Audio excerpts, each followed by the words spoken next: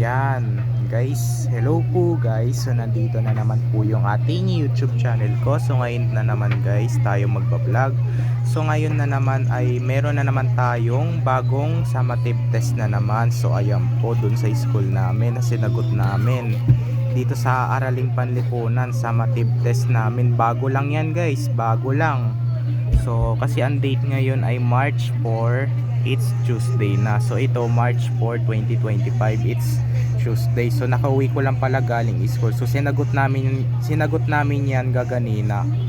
Oh, kaganina pala, kaganina. Ayun. Ayan. So medyo dito sa 1 to kasi ito guys 1 to 25 yan eh. 1 to 25. Oh, 1 to 25 yan. So nakaano lang ako dito, naka 18 lang. So sabi naman din sa akin ni teacher, pasado pa naman din yon. So ayan po, yung ibang kaklasmate ko guys ay naka 12 lang dito. O naka 12 lang dyan. Ayan, ito ang nakabasa. Unang lagumang pagsusulit sa AP3 quarter 4. So quarter 4 yan guys, kasi ngayon quarter 4 na namin eh. Ayan, so naka 18 lang ako sa 1 to 25. Okay, dito sa Araling Panlipunan. So letra agad yung sinasagot namin. Okay, 18 lang ako dito. So dito naman tayo sa math.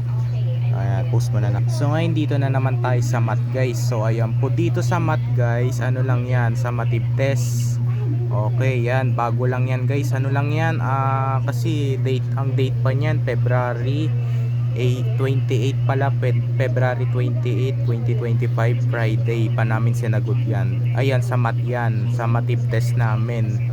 Ayan, so ayan guys, ayan lang yan, 1 to 15 lang yan. So medyo nakaano ako dyan, naka 11 lang.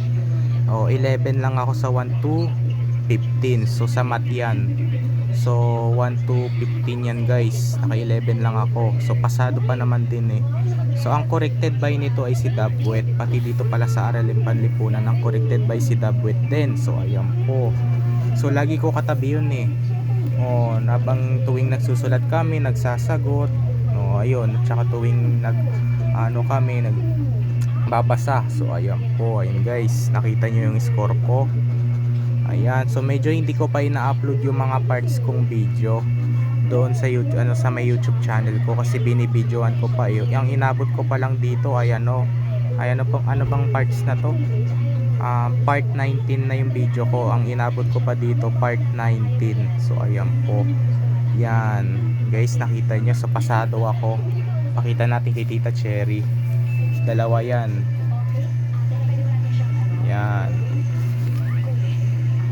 guys, so nakita nyo. So ayan po guys, so dito na lang po tatapusin yung video vlog natin ngayon. So i-like and share and subscribe mo ko guys, para lagi kayo updated sa susunod kong video na in-upload. Kasi yung nakaraan pala guys, na nung July, na yung sa palaruan dun sa SM Sukan, ang tawag pala dun ay ay Kitsune o Kitsuna. Ano ba yung Kitsune? O ayun ang tawag dun, Kitsune. Ayun. And guys, bye, yun lang.